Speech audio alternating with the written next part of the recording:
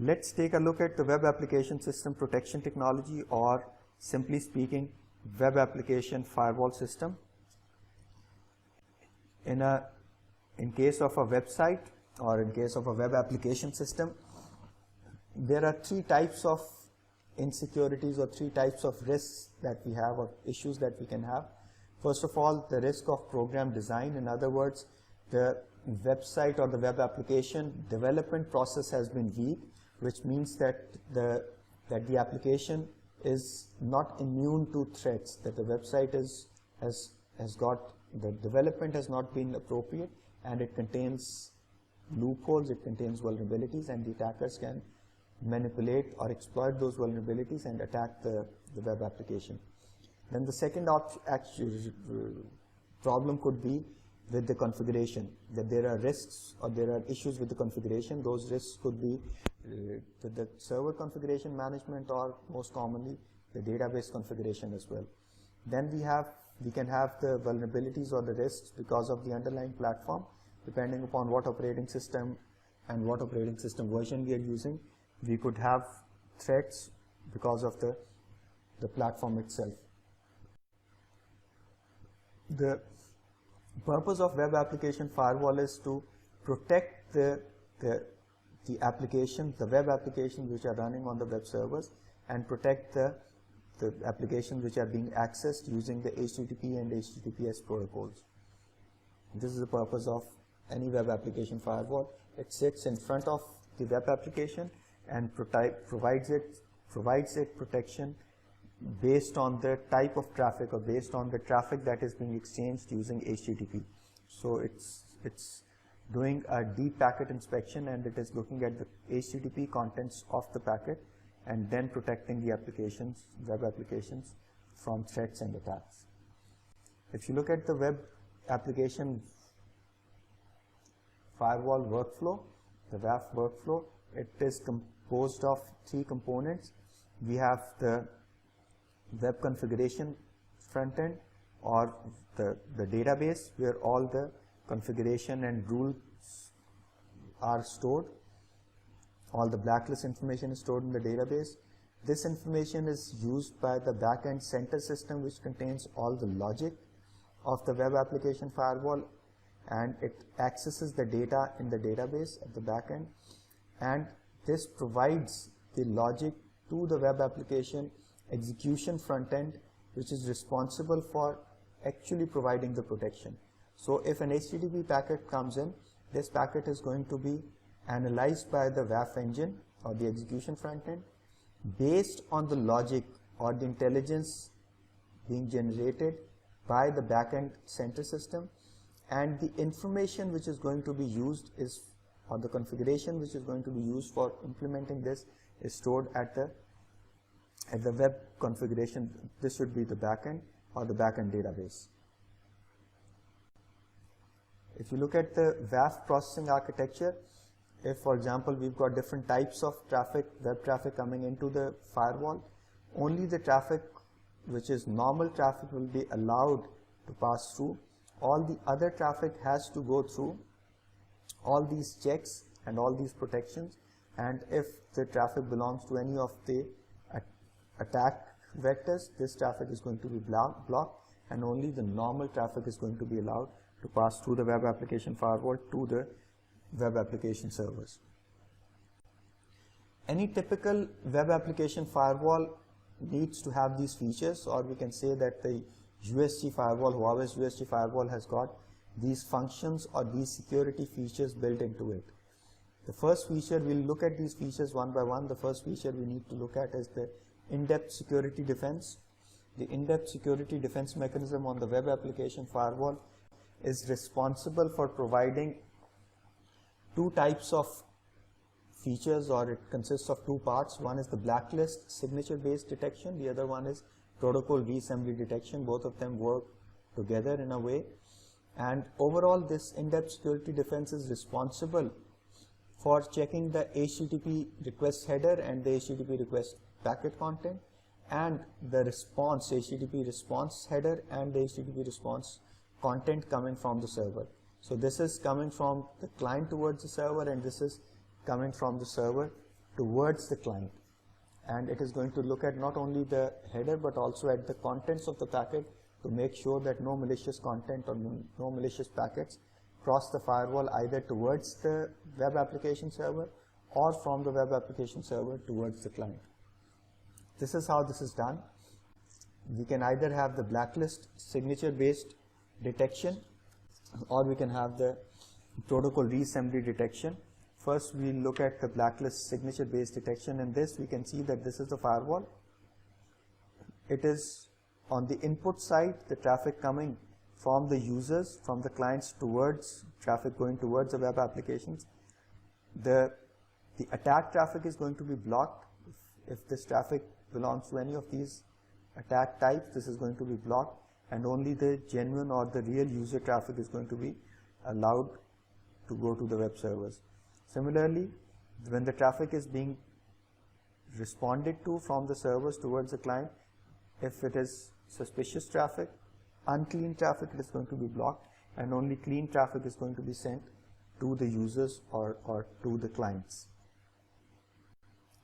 On the other hand, we can also have a protocol reassembly detection, which means that instead of detecting only the first packets, we can reassemble the traffic and actually look at the complete traffic, cache it, reassemble it, and then look at the complete traffic, which means that if an attacker is trying to avoid or is sending an attack in multiple packets, we are going to reassemble them and then look at the complete data, and we can actually detect certain types of attacks which have been hidden in the form of fragmented or segmented traffic.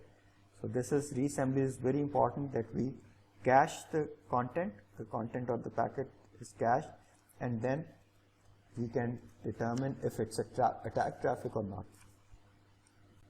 The next capability which a web application firewall should have is the DDoS protection, or the anti-DDoS capability. In case of a DDoS attack, what the attacker can do is that it can open a large number of half-open connections, or it can generate a large number of half-open connections to the server, and the server will be overwhelmed, or server will come under a denial of service attack because it cannot open any more real connections for real clients, because the attacker has already opened up a lot of connections, or called the half-open connections. So the firewall or the web application firewall is going to drop these half-open connections after certain times, and it is going to control the rate at which these connections are being opened with the server. So this essentially is going to stop or block the distributed denial of service attack on the web application servers.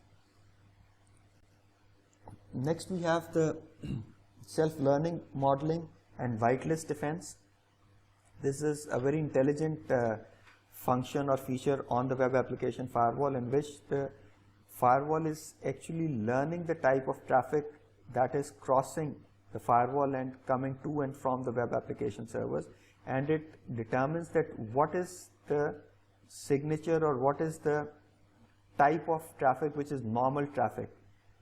So it can determine that this is normal traffic which is being exchanged, and anytime this normal traffic comes in, I'm going to allow this traffic.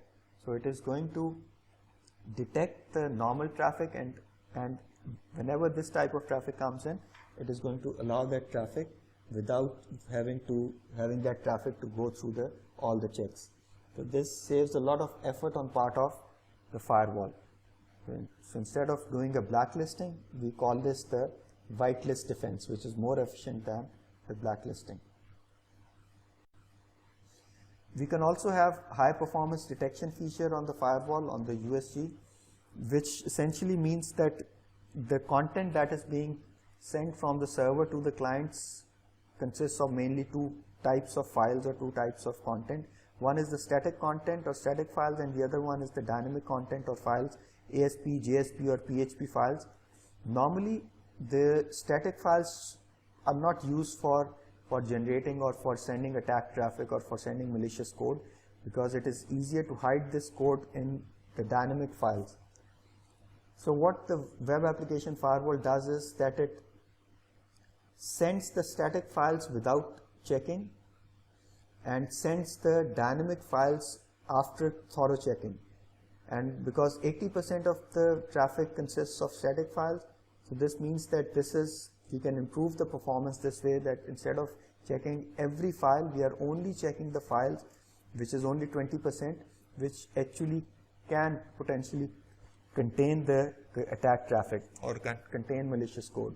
So this means that we can improve the performance of our firewall or web application firewall by only checking the appropriate files and letting the other files go through. Then the next important feature on USG firewalls is the anti-tampering module.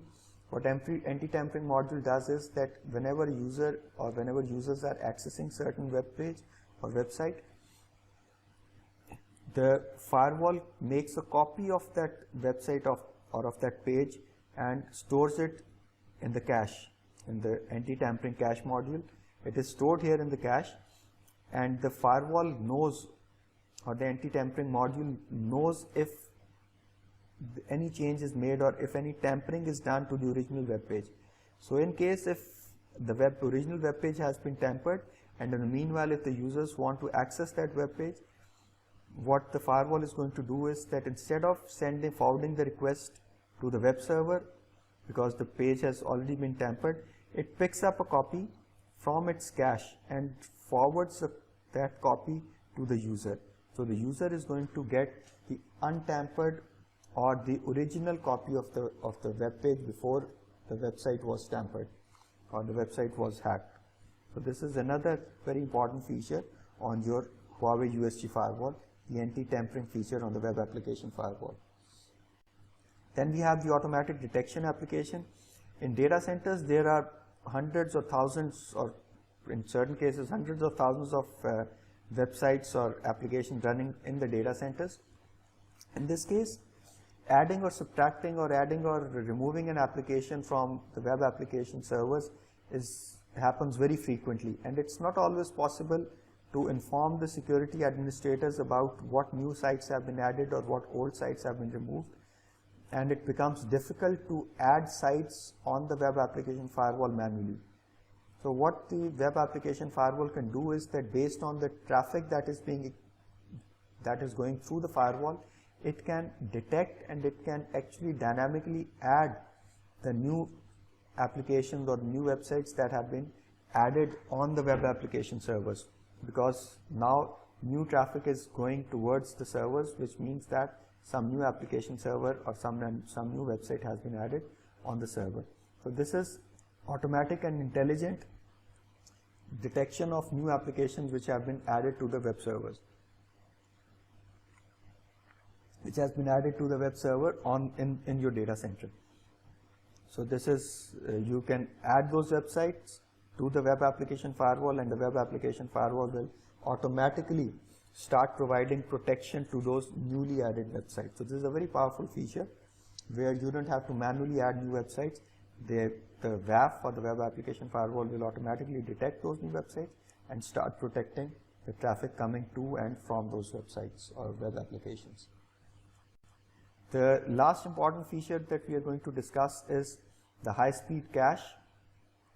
As we already saw that when we have different static and dynamic content on the website or on the web application servers, the dynamic content is what we need to check. The static content cannot have any complicated attack code within them. Therefore, we can pass on or we can send the static web pages without any checking. In order to make this even more efficient, even faster, what we do is, or what the USG firewall does is, that it stores those static pages in the cache module, which can be accessed much faster as compared to sending the request to the actual server and then receiving the static page back. So the static content or the static pages are stored in the cache local to the firewall, and whenever a request comes for one of these static pages, the page is retrieved from the cache module and is sent to the user.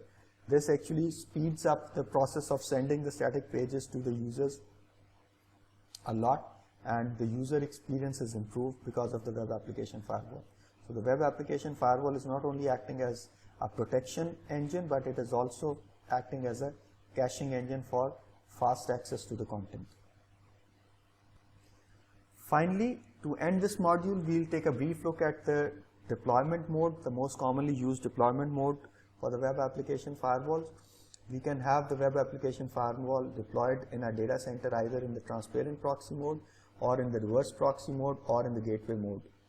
And most commonly used is the transparent proxy mode, in which the web application firewall is deployed inline, and all the traffic is going through the firewall, is physically going through the firewall. This is the most commonly deployed mode. The other mode is the reverse proxy mode, in which the web application firewall is deployed out of path. And then we have the gateway mode, in which the web application firewall can also act as a web application load balancer or the server load balancer as well. In this case, what happens is that if we have an inline deployment or we have a transparent proxy deployment, what is going to happen is that first the traffic that is coming in, it is going to be checked against the IP address, whether the traffic coming towards the server or going towards the server or going towards the client. The IP addresses are going to be checked. If the IP addresses do not match, the traffic is going to be allowed to go through without going through the web application firewall. If the IP addresses are matched, then the port numbers or the application types are also going to be matched. If the application type or the port numbers are not matched, then the traffic will be allowed to go through. However, if the IP address as well as the port number, they both match, this means that the traffic is destined to a certain IP of a certain application type, then it has to go through the web application firewall and all the checks. Once these checks have been implemented, then the firewall is going to decide whether to allow that traffic to go through or to block that traffic, depending upon whatever configuration we have done. So this is the mechanism of how web application firewall protects our application servers and the applications running on top of those servers by doing a deep packet inspection on the HTTP protocol. So this was all about protecting your web applications or web security defense on our USG firewall. I hope you have a better understanding of how web applications are protected in our network using the USG firewall, and you can implement these on your firewall much better now. So best of luck for this module and for understanding this module, and we'll see you in the next module. Thank you.